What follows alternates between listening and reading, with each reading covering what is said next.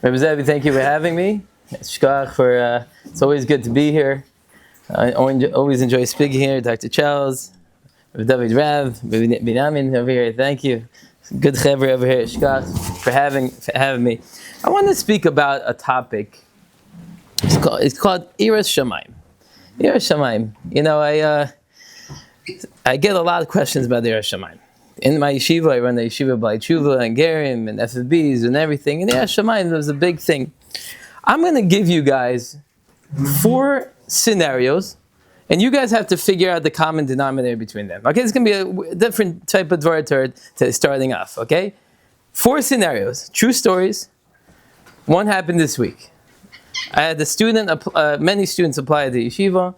Baruch Hashem, soon we're accepting more students because we just built a dormitory. We're now finishing building Bais Medrash. And one of the students I Zoomed him, and he's about Tshuva. Went to a little bit modern schools growing up, but he mamash doesn't know much at all. And I asked him, why do you want to come to yeshiva? So he said to me one thing, because I'm scared of kares. I was like, whoa. He said, I said, anything else? Like skilled, but you want to get close. I'm scared of kares, Rabbi. And that's why he said I left my girlfriend because of it. I'm so scared of kares. I want to come to yeshiva. Second scenario. There's a high school student, good friend of mine who was in high school. And he had a Musar Seder every week. And one day, they brought in a Baal Musar who talked about Gehenna. And this Chashav, now he's a young man, and now he's a young man, he's a Rav actually. But he told me this story, that literally the whole drasha of this Rav was about how 1 minute of Torah is worse or equal to murder.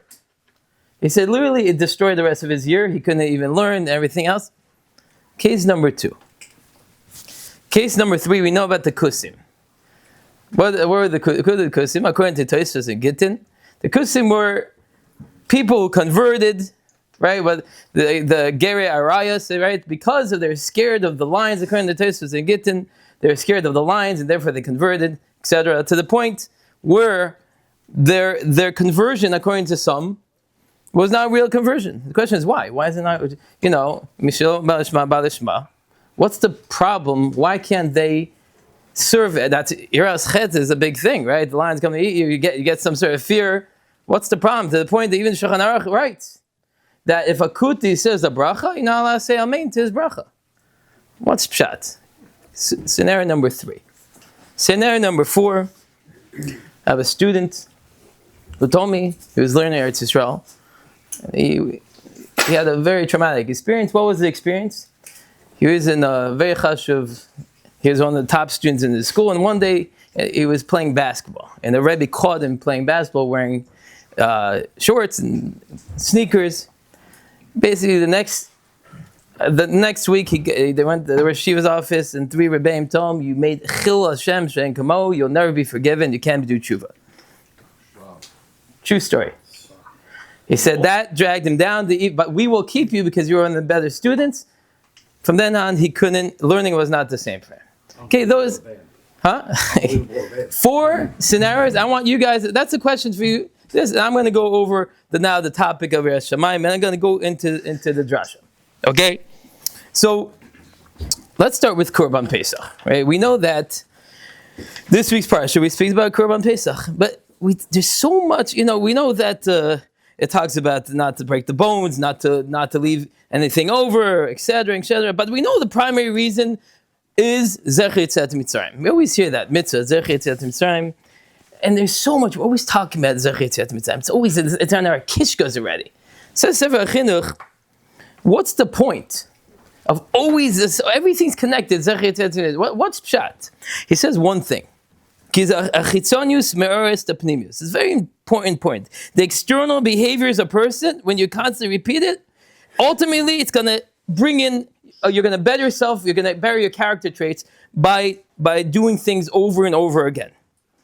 So, right, if a good-natured person, he said it could be even the negative. A good-natured person, for example, was appointed to be the person who appointed by the king to kill people, right? Eventually, you won't appreciate life because you're so used to doing something that's not good for your midas, right? But same thing, the opposite. Says Rabbi Chaim Lazado. By the way, I have students who told me, Rabbi, one time I had a student, it was a couple of years ago, he couldn't wake up shachris. He said, Rabbi, I'm naturally lazy. I'm naturally lazy. I said, wow, this is good. He said, nothing you can do about it. I'm so lazy. My father always told me, I ask him in my family. So I said, that's not true. Moshe Chaim Lazado says that anybody who practices alacrity, is rizus, right? Anybody is able to do that through this concept of pnimius meretz chitzionis, right? The chitzionis meretz pnimius, sorry, that anybody can overcome any midah, whether it's laziness, whether it's not having proper kavanas, whatever it is in life. 30 days. 30 days, correct. If you repeat something and have a karsatov and going over, that's really the concept of Musar, by the way. If you want to develop anything, true Yiras Shamayim, for example, is only through constant repetition and having and going through that midah over and over again. So the question is the following: how do you have proper Yiras Shamayim? And I heard somebody speak about this, and I was very impressed. I forget his name right now. It's a Katinsky, I think his name is. So he says the following: the Torah tells us, where's it mentioned first time Yiras Shamayim in Shmos? Where is it mentioned? You know? Anybody know? Who? Shifra and Pura. Dr. Shah's always got the answers. Unbelievable. Shkach. Yeah. So Shifra and Pura. We know that power is trying to convince Shifra and Pura to what? What are they trying to do? To kill the babies. To kill the baby boys. So the pasuk tells us they didn't listen. Vatirena me'aldos es Elokim v'yas lahem batim. And they feared Hashem, and his reward, Hashem gave them houses. So what's pshat? Houses. Mishulach, the Ishitzer writes, the following. It's a weird batim, everything else. He says that the nature of a fear of Hashem, when done properly, is completely different than other fears. How is that? Right? When a person is afraid of something, right? You're afraid of heights. You ever see the guy who's afraid of heights? He's shaking. He's anxious. Anything in this world, if a person is scared of in this world, he's feeling anxiety. He's breathing heavily. He's feeling very uncomfortable, right? But however, says Ishvitzer, when someone has proper Yiras Shamayim, right? All of a sudden, they feel calm. They feel at ease. It's very different type of, it's mama's fear. One fear leads to anxiety. One fear is supposed to lead to feeling at ease and comfortable. It says, they feared Hashem. As a reward, they received houses. Why houses? Because a house makes you feel secure, right? It makes you feel at home. The Torah is teaching us that the fear of heaven has a direct kesher to feeling at ease. It's mama's direct. Feeling secure. Mama's the opposite of what we fear when we have fears in this world. The question is, though, often we find that Yid fears Hashem and they get overwhelmed, right? I see it all the time. With the details and halacha and all kinds of things, it doesn't make them feel at ease and secure. Actually, sometimes they get overwhelmed by the process and am I doing everything right? Could also lead to anxiety. So what's pshat? So, and if the Ishvitzer is saying that true Yiras Shamayim leads to security, right? So adherence to the Torah also should lead to that, more calm. So what's missing? How do we transform ourselves to have proper Yiras Shamayim? And that when we're following Torah, and the more we do, the more we feel secure. And not Hashem, the opposite. So there's a story of the Lubavitcher Rebbe. That there's somebody's waiting online to go to the Lubavitcher Rebbe, and the Gabbai goes and says hi to the person. And he says to the person waiting in line, he said, I want you to write a question to the Rebbe. He says, a question? I don't know. No. The Rebbe said you have to do it. Okay, he wrote the questions. So he wrote on it in English. He wrote, if Hashem is so great, if God is so great, why does he get caught up with all the details? That was his question. So he goes into the Rebbe, and the Rebbe looks at the question, and the Rebbe is like, I don't understand. So he thought, oh, maybe the Rabbi doesn't know how to read English, So he says, listen, if Hashem is so great, why does he care about details? The fleshig spoon, milchig pot. So Rabbi interrupts him. He says, no. I don't understand your premise. Meaning, it's not for God. It's for you. It's for you. So the Rabbi explained, it's not that HaKadosh Baruch Hu is the vengeful God. He's waiting for you to make a mistake. It's for your own self, for your own mentality. Right? That it shouldn't be scary and overwhelming. It should be that you want the kesher with him. And that's the key point. It's not for God, it's for you. Because Hashem wants to connect to us. He wants us to have a relationship with him. And the same way, when you speak to someone, you dial someone on the phone, right? You're reaching him, you're getting closer to him, right? So Hashem, it's the same thing over here. The more you call Hashem, the more you're getting, the more we do, the more we follow the Torah mitzvahs properly, then, according to your level, obviously, that's how much we get that kesher with HaKadosh Baruch Hu. So that's a very important thing. It's not for the Eibishter, and by the way, this is a big thing for us, because in my yeshiva at least, that we have so many guys that come through the process of fear. And Taka, it works. It works, it really does work. And it's tough. I think it's necessary, because sometimes in this world, there's such a shell. So the only way to get him out is to give him a shock, right? Give him a little shock to awaken, and it wakes them up. We teach our students, you can't live like this forever. If you live like this forever, where you're going to teach your children that you got everything you do, you disrespect, Gehenna, right? You can't live like that.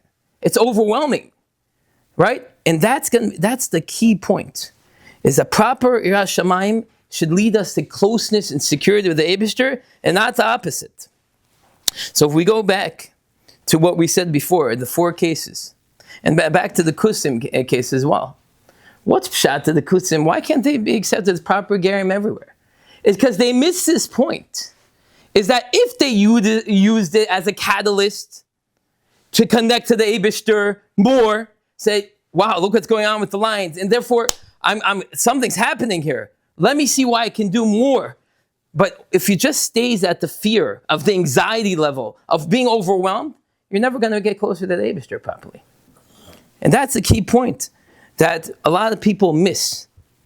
I have a friend who told me his grandfather never cried because he went through the Holocaust and everything else.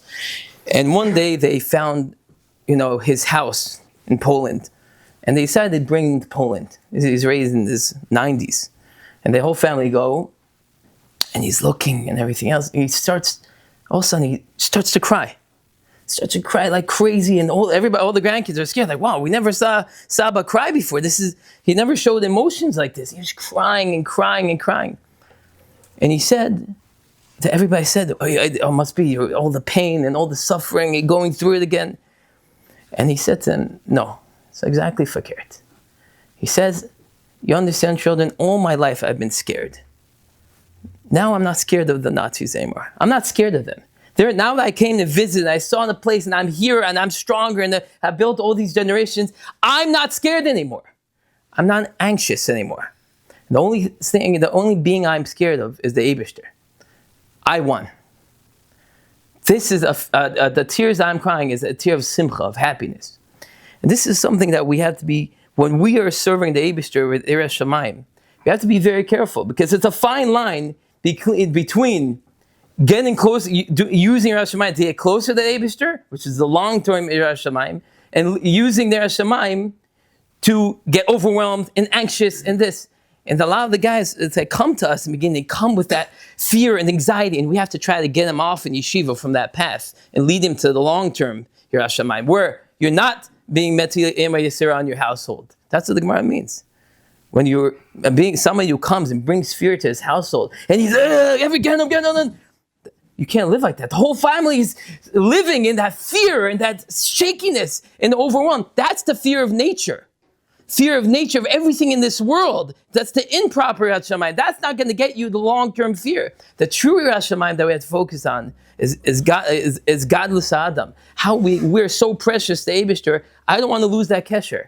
And the more I do and the more I follow, the closer I get to him. And so I can't teach this bacher now who's scared of kares. Maybe it's good he's scared of kares right now. But if he comes to yeshiva and we accept him to yeshiva, we're going to have to get him onto the path of, no, that's not your focus. I'm scared of kares and therefore I serve Hashem. I love Hashem. I want to get closer to Him. I don't want to ruin the relationship. And if we can live like that with the proper Hashemayim, I think it's going to help us in a lot of our in areas in our life and serving the Eibush. Mitzvah Hashem, we should have that clarity and be davuk to Gashpachu all the time. Shkach.